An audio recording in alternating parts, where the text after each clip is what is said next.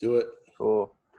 Hello, everyone. We are here with About Crypto episode, and I have a very cool guest, Jason Towsley, CEO of Towsley Consulting, and he's based in Canada. He's a cool crypto guy, and let's jump into it. How's it going, Jason? I'm doing well. How are you? Good, man. Just out here living the dream in New York. How's everything in Canada, man? Pretty good. Can't complain. We're here in Windsor, across from Detroit, and just trying to just kind of like you guys, I guess, sitting here waiting to see what the next step is. What the hell is going to go on with this world? Yeah, right. Seems like the world is in chaos right now, for sure. Yeah, or at least on pause in some regard. Yeah, absolutely, man. So, how did you get involved in crypto? Let's see here. So back in 2016, late 2016, I was just kind of fiddling around and looking for different things when it came to, I think I was just pissed off because when I was traveling, I was like going back and forth, losing money and a couple other things, and just trying to looking up random things like, opening up accounts overseas and just trying to have where I could use a card when I go to Mexico or something, and kept coming across things like digital currencies and learned a lot about PayPal, and I was even an Elon Musk guy, and I guess it just kept kind of coming all back around to Satoshi and Bitcoin. So when that came about, me being a Canadian, as I'll tell you a little bit earlier, being a Canadian living so close to America, I've always been dealing with different currencies, so to speak, anyway, with the Canadian dollar, American dollar. So just kind of been always in my blood. Yeah, that's really cool, man. Kind of used to it. Yeah, absolutely, man. Yeah, So, even Americans, when I was in America, I used to joke around because they first, when we first switched over to the plastic bills, my buddy who was there, he saw it and they like asked if he could use it, and he's like, "Oh, no, we can't use your American or your Canadian money." But he looked at it, he's like, "But this is cool." So, guess we have that going for us. yeah, absolutely, man. And you also do consulting. Love to hear more about that. Yeah, so I'm just pretty regimented when it comes to, I've got a student athlete background. So I've just kind of taken that once I finished with school and got a hockey scholarship in Pittsburgh, Pennsylvania. I just kept that type of tenacity and just repeating it with my day in and day out. So, waking up early, working out, and then just applying that to every aspect of my business.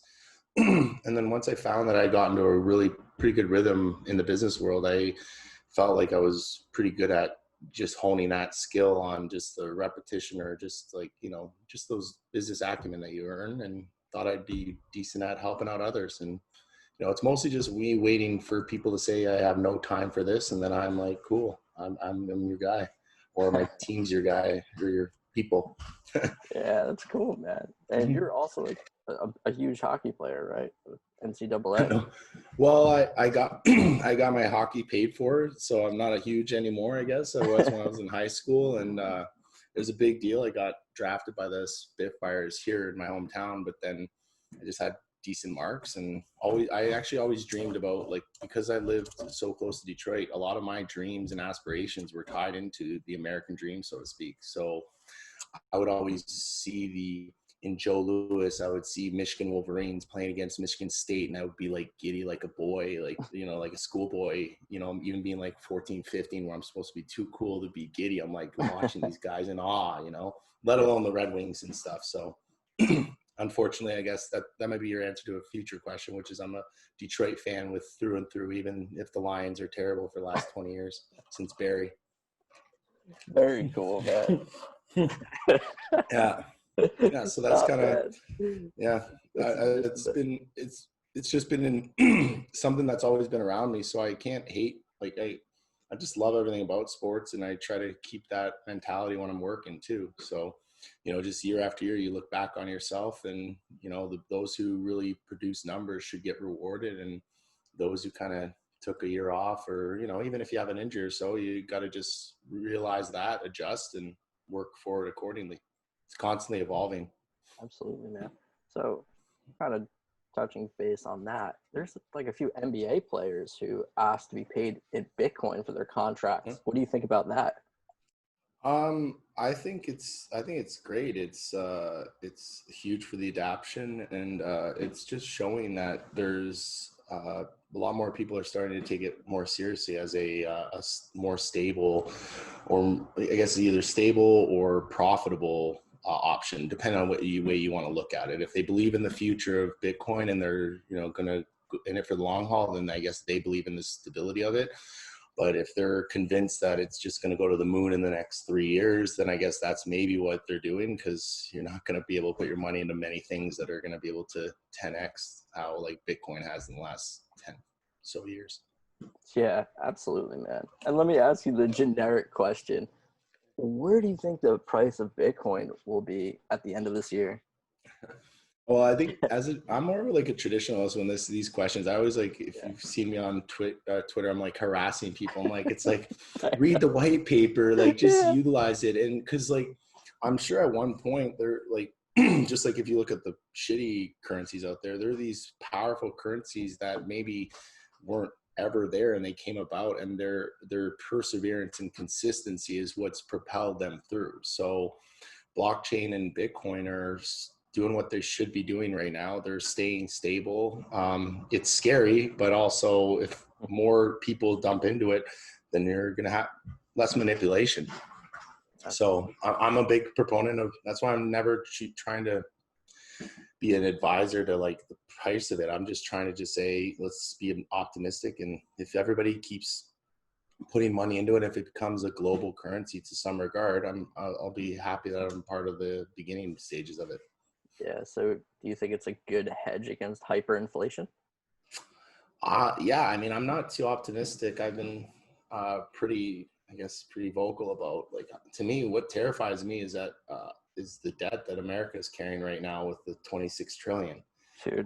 As a Canadian who lived in America, and I remember 15 years ago now, when one of my first days in university, and I had an American professor basically yell at a kid saying, like, made a comment about made in China. He's like, well, you can't talk that way. They basically own us right now. And again, I'm not into politics. I think America is itself. Like that was an obviously inflated statement, but that was 10, 15 years ago. And that was 15 years ago now. And the debt's just gotten worse. So it's not like you guys have, and again, I only say you guys, but I consider myself like almost like a hybrid, because people. Yeah, they use people. Yeah, okay. People. We're talking. You're gonna have to edit that one out. That's not gonna go over well with. No.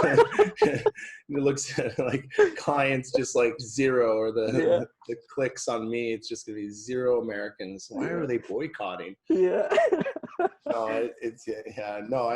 I just think at the end of the day, like you just see it with everything. Like as a Canadian, but even traveling around or living in America.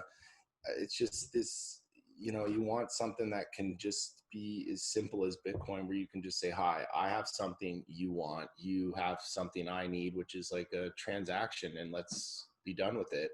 And I think that's very universal, especially with coding or programming becoming a lot more easy and more universal in the globe. It's awesome for times like these where we're being literally told to stay inside, and yet there's individuals that just have to flip open their laptop and they still have access to the world. Yeah, it's pretty amazing. It's incredible, man. I just want to thank you for coming on. Definitely a wealth of knowledge. And appreciate it. And where can people find you? Right now through just Twitter and LinkedIn, just Jason Towsley, and that's it. But from there, it's exciting times ahead for sure. Awesome, man. Thanks again for coming on. Yeah, I really appreciate having me, and I look forward to going to Brooklyn to have that beer with you. Dude, please, definitely. It'll happen very soon. Whenever the authorities let me know, I can go over. Okay? Have a good day, man. Bye-bye.